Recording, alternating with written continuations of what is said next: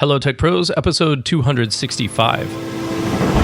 You have to also reach out to other people and see where you can align your goals, because you will progress much faster and further. Welcome to the podcast where we explore the opportunities, challenges, and anxieties that technical professionals and techpreneurs face when building their career, building their products, and building their business. This show is about the people behind technology and the mindsets and skill sets they developed that led to their success.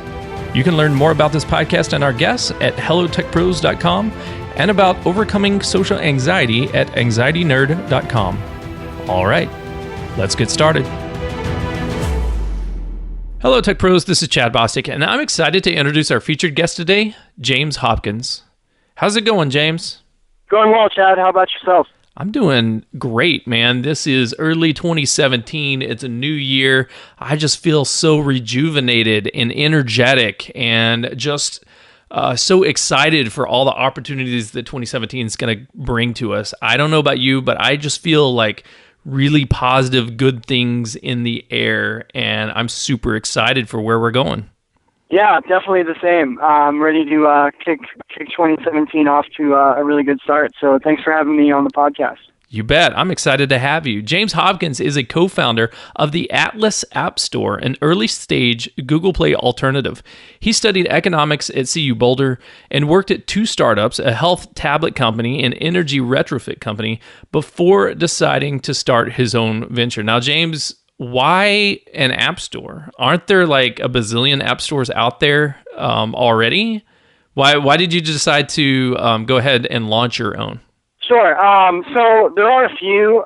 It's not nearly as crowded as the 2 million apps published to date. But yeah, so the reason why I kind of got interested in this, whole space is working at, this health tablet company. I really noticed how a lot of the times, just when you say search for things with like an underlying function or service in mind, the search parameters kind of available were not really adequate to allow people to find something by an underlying function. So like, for example, in just working there, I noticed, say if like a senior patient like interested in getting their meds or like whatever else that it was. A lot of the times the applications and stuff that they would recommend didn't cover the specific area that they lived in, right? So through like and at the time there weren't very good, like subcategories for things. And so just long story short, it got me like interested in the space.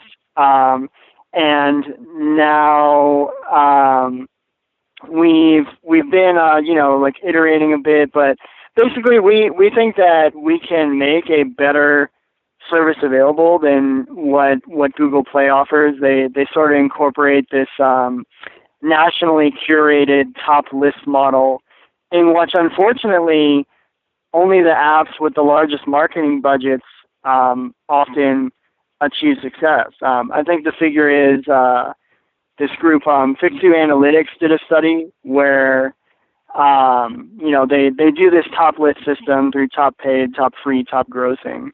And the cost to get into one of these lists, I know in the U.S., is like $100,000. And wow. So through this pay-to-play system, a lot of stuff gets lost. And so we want to stray away from that and make it easier for people to find stuff most relevant to like their everyday life. Yeah, I mean, it's funny because a while back, right, thinking back a decade, probably not even a decade, when the app stores were like this newfangled thing and people were used to, just websites and using Google as a search engine to find web pages or web applications or websites or web services. And now we have these devices where you need to install an app on your phone, and you got to go to the Apple Store or the Google Play Store.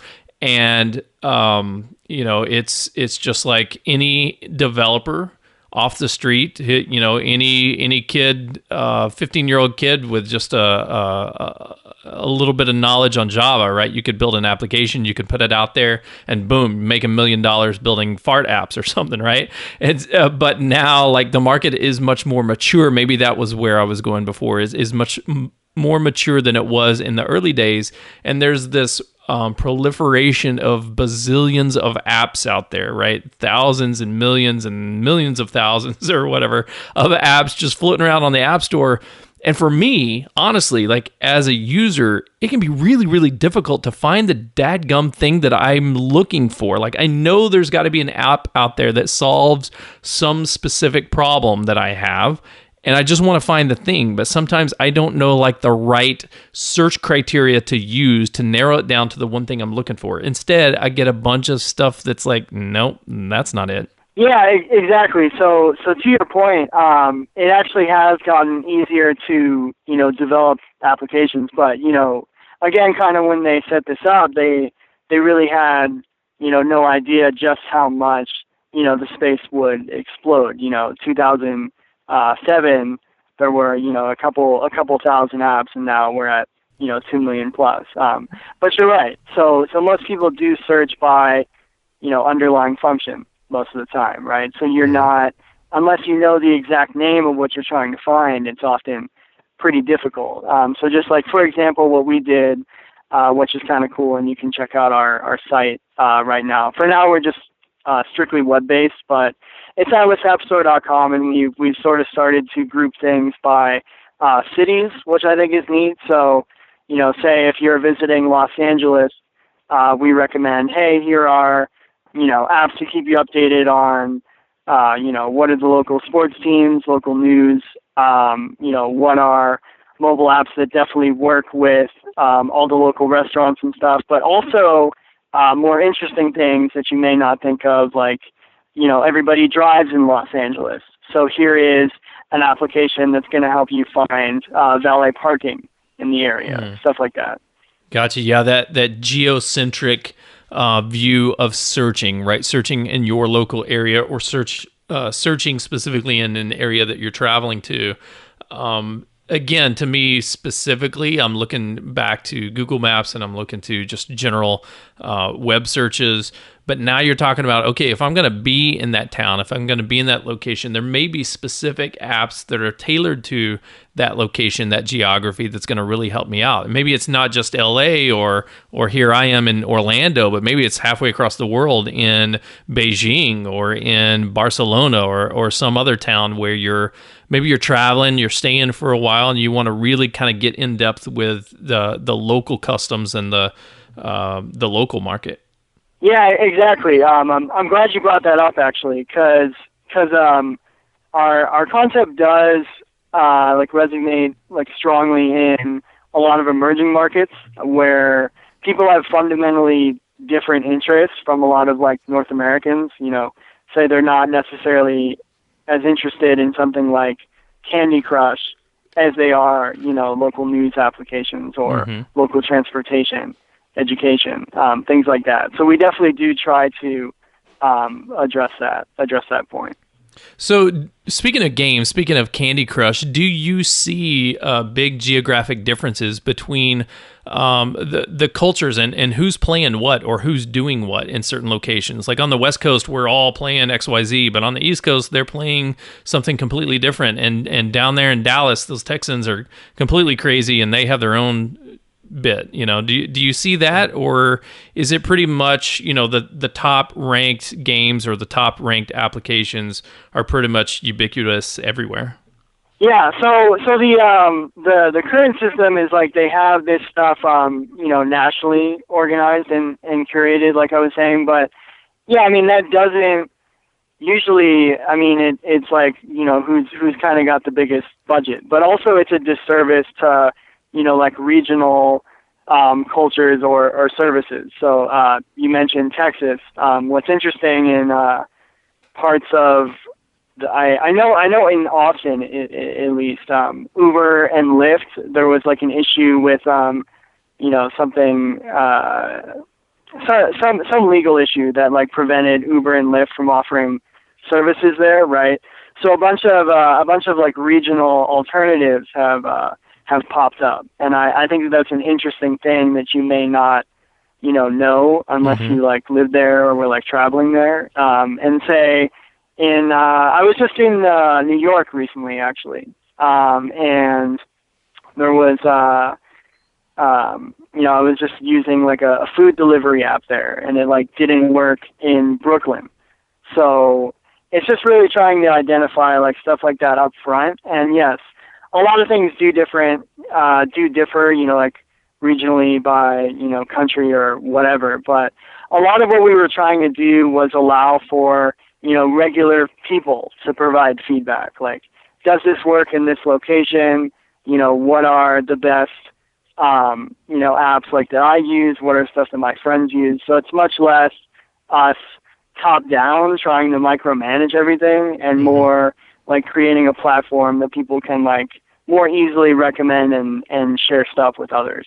Man, I completely empathize with that, and I love where you're going there, because my wife and I were just talking about a little bit about the similar topic just recently. I mean, just this morning we were talking about comparison shopping, right? And how you can find the best prices. Well, in certain markets, the stores that it recommends are not available in your location, right? So, for instance, we live in Florida now. We live in Orlando, but we used to live in Oklahoma City. And when you would do a comparison shopping website or app or you name it, it was bringing up Costco and it was bringing up BJ's, and we're like, where are these places? Like, how many hundreds of miles do I have to drive to go to a BJ's? Where is it in the world? Why do you keep showing me that? Please filter it out. I don't want to see it. It's not relevant to my area. So I think in the app space as well, just as you said, you're going to have specific apps to a location, or that work better in a location than other locations. And I think it's going to be really cool to be able to search from my geographic area. So let's talk about maybe as an app developer or app producer, if I have an application. Now, gosh, back in the day, I didn't have to worry about it. It's just like, am I publishing for Android? Am I publishing for Apple? Am I publishing for Windows? No, I'm not going to publish for Windows. Nobody uses a Windows phone. Okay, so Android and Apple, like, am I going to go just web, or am I going to go a native application? Those were the decisions. But now, like, we have to decide what app stores to include it on. And with app stores like the Atlas app store that you've got built there, what's the process for app developers to submit to all the different stores, including yours? Sure. I was just looking at that the other day. I am forgetting the name, but I know that there are like one-go forms that actually make it pretty easy to submit to a bunch of Android stores at once. Apple is obviously vertical. Right. Like they. Yep. But as far as Android goes, at least for our process, we tried to make it as easy as possible. In just, you can just go to our website. We're, again, like just web-based for now. We're, working on, like the rest of our platform. But we try to make it pretty easy to just, hey, like, what are you working on? Who are you trying to target? And, like, get a lot of kind of that marketing stuff out of the way, and make it as easy to, like, hey, where does this specifically apply to, if anywhere, who are your target audiences? Trying to make that as simple as possible. Because a lot of people have kind of expressed frustrations when, like, uploading apps, particularly when, like, updating them. A lot of developers have voiced frustration in that. Like, I've heard a lot of in participating in like a startup accelerator recently, Startup 52. I was talking to some of the other developers there, and they really expressed frustrations with just new updates, and kind of something funny that one of them realized on one of these stores, just simply changing the number, like say update 1.2.1. Instead of doing like something like update 1.5, resulted in you getting like looked at faster. So yeah, I mean, we want to make the process as easy as possible, just because a lot of developers have expressed frustrations in that it often is like too complicated of a process. Yeah, that's so it's so frustrating yet so interesting, the app submission process, right? Everybody has their own criteria. They have their own maybe QA or just content submission guidelines that somebody's just basically checking to see, it does what it says it's going to do, and it's not, not a blatant virus or something pornographic or something like that. So those things need to be there, but to your point, like what extent? Like if I'm going to a major revision, meaning a 2 to a 3 to a 4.0, then that requires somebody to really look at it and take a lot of strenuous activity. But if I'm going to a super minor build number release, like the third dot to the right or something, does that matter? And then there's the gamification of, as a developer, I know that I can get my app out faster if I'm only tweaking this number instead of really showing the world that it is a big major change or something like that. So speaking of that, let's maybe switch into app stores are basically big search engines, and as you talked about, there's different criteria. There's the normal search, and then searching for the underlying functions, and then geographic search boundaries. So when we talk about like SEO, search engine optimization for Google or Bing or whatever, that's one thing. But now we're talking about potentially search engine optimization for specific app stores. Does it make sense for app developers, for app marketers to really spend a lot of time trying to optimize their landing on these different app stores so that they can get the best results? Yeah, so there are people that actually do just specifically app store optimization, which I think is interesting. And I think like yes, like you do need that if you're going to expect to compete. But again, I think a lot of that has to do with how they initially set up their platforms. Kind of mandating these ASO service providers to exist in the first place. And I mean, we're basically saying, this isn't really necessary if you created a good, platform that doesn't, say cash is king all the time. I mean, more recently, I saw something on Twitter the other day where Uber is essentially buying like Lyft users at any price, like to the point where you search Lyft on the App Store and like one of the first result is like Uber. Did you mean Uber? So yeah, but for any like developer like that looks, that's looking to promote their app and everything, I think that it's at least worth looking into App Store optimization. Certainly because a lot of these people, are specialists and like they know how it works in and out, and like platforms are different. So I think it's good to know, how each one works and how, their rating system works and like what to expect in terms of exposure, key points to hit on, stuff like that. Cool, man. Great stuff. Well, we've talked a lot about just the overall marketplace, kind of a generic, okay, here's what the app stores generically look like, and a little bit about your app store, about the Atlas App Store. So tell you what, let's take a break, and when we come back, I'd like to talk to you about your startup story, about how you started the Atlas App Store, where it is in its development cycle or its launch cycle, and what you hope to do with it. We'll talk about that in just a moment, but first we'll take a quick break and thank our sponsors. This episode of Hello Tech Pros is sponsored by you, the audience. Instead of looking for new corporate sponsors, I've decided to adopt a pay-per-value model. What that means is you decide on how much I get paid. If you're just browsing and have yet to get value out of the show, don't feel obligated to pay a darn thing. However, if this podcast does its intended job of helping you build your career, build your products, or build your business, consider becoming a sponsor on Patreon. Pick the level of recurring donation that matches the level of value you get out of this show, or make a one-time sponsorship for that big aha moment that have helped turn things around for you. Become a sponsor today at patreon.com/hellotechpros or visit hellotechpros.com/sponsor.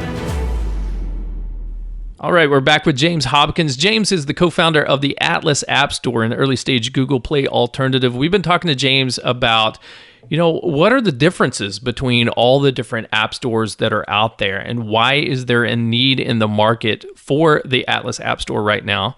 And so let's dive into the specifics, James. Like you talked about, you saw that there was this kind of need and you started going about and building it. But let's hear your startup story, man. How did you actually get started on the Atlas App Store? Where did it come from? Yeah, so again, just working for the health tablet company, and but I mean, like really, it kind of came down like to me. I was just kind of, as a user, I was frustrated, sure, but more than that, I kind of just see in general that, if you want my honest opinion, smartphone technology has kind of been mostly wasted. I mean, kind of this like first wave of apps coming out, in my opinion, I mean, like they're great, people like them, but I think that it's been wasted on games, for the most part. So, like these, again, groups with like a ton of cash, I forget what it was, but I think there was something out where, the vast majority, I think something crazy like 80% of top apps are coming from the same 50 developers or so, a lot of like titans like EA Games, stuff like that. So, right. I mean, really we just wanted to make kind of, equal, playing field and, connect apps and stuff to the niche audiences that they're really trying to find. And we thought that this made the most sense for just smartphone tech in general, because, I mean, smartphones are going to be, or are the most rapidly adopted technology in human history. And a recent study by Facebook says that most people spend time within apps, so it just made sense in terms of opportunity. And we also said, if we are to, make use of this technology and like help people, find stuff useful to them, it made the most sense to focus on apps specifically, given that smartphones are a very rapidly adopted technology, particularly about to be in like a lot of emerging markets. So that's kind of the motive for getting into it. And your role at the company, are you writing code? Are you marketing? Are you operating all of the back end stuff, like the hiring and firing of folks? Like, what do you do around there? Sure. So I'm actually the lone non-technical member. I'm actually surrounded by like a really well qualified group of engineers, which is great. So what I do is just kind of lead the strategy discussion. I do some digital marketing as well. I've got pretty good hold on that, and just making use of skills that I've learned generally through prior startup experience. So I think it was really useful to be a employee first of other startups, just to see how, the like executive side of it, and like know what to do, know especially what not to do. So my role is kind of general, mostly like business oriented. And then, but I know, I guess, enough to kind of like guide like our engineering stuff, but everything's like very, collaborative, but I try to lead the, business end side of the equation. So how big is the company at this point? Yeah, so we're a small team. We're at 6 members. And so yeah, we're in a stage where we're in a public beta. So we are usable. We're gradually rolling out features, iterating, testing everything.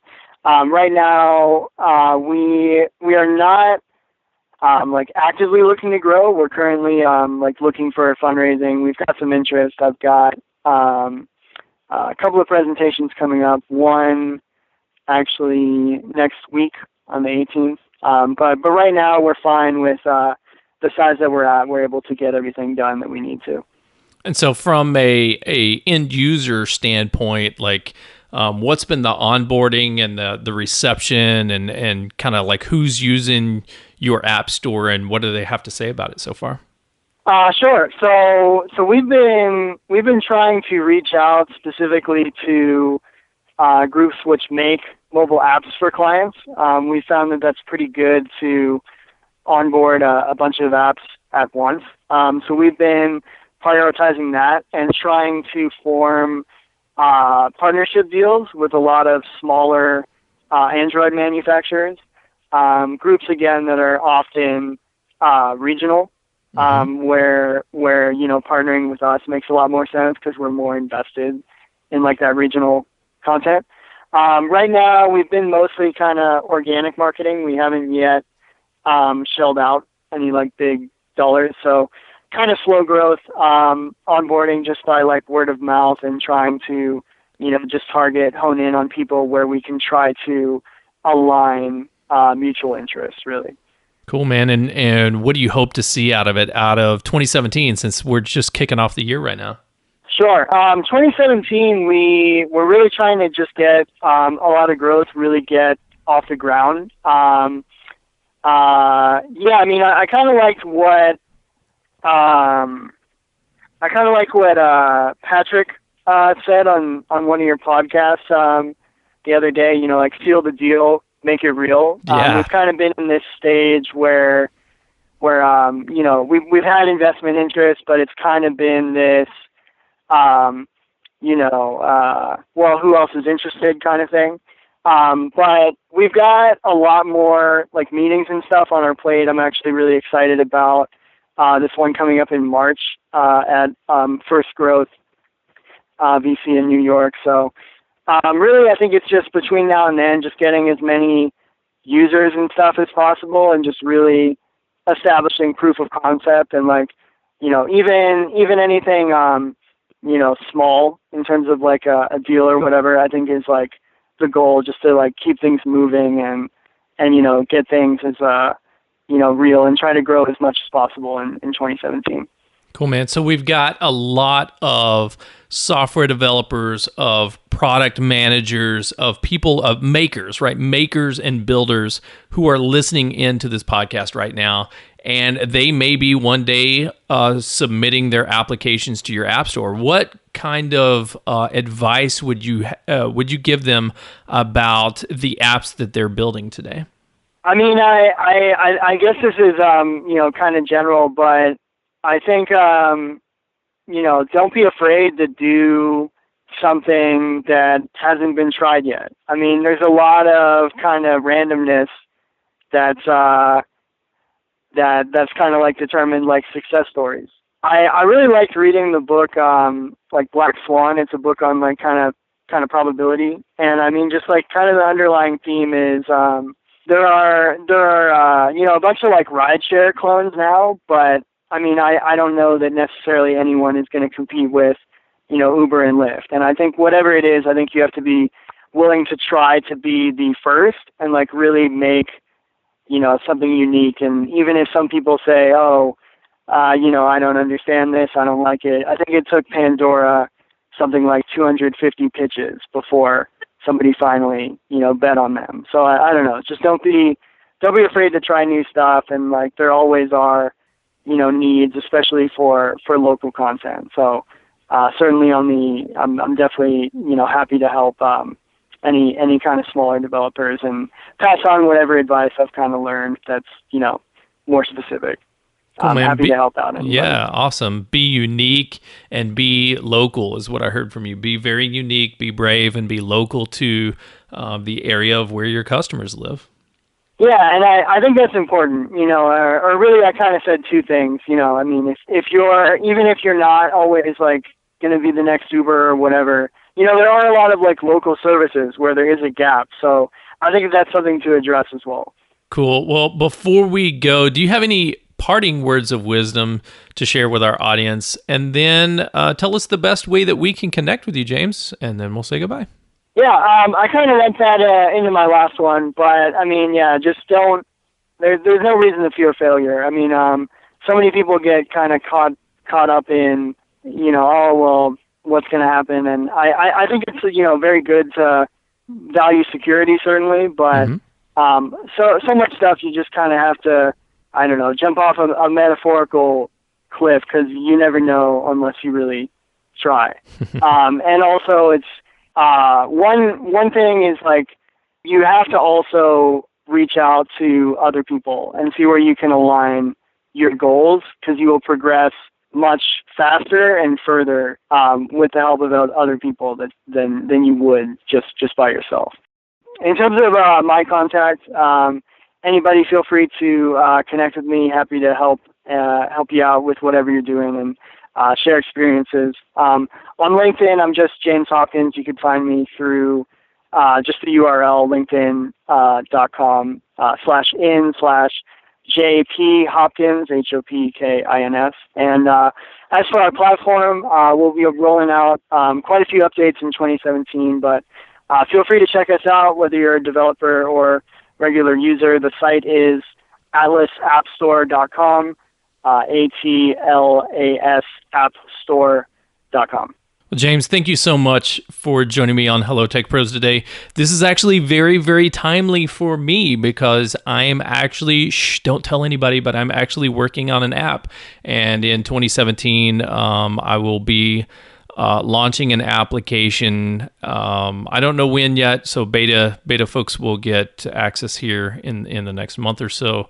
I'm not sure. I don't have a launch date of when we're going to go live. It really depends on the feedback from those first early adopters, early users. But I will definitely be calling you and logging into the Atlas App Store to get my app listed when it's ready to go live. So I appreciate you joining on the show and talking to us about it.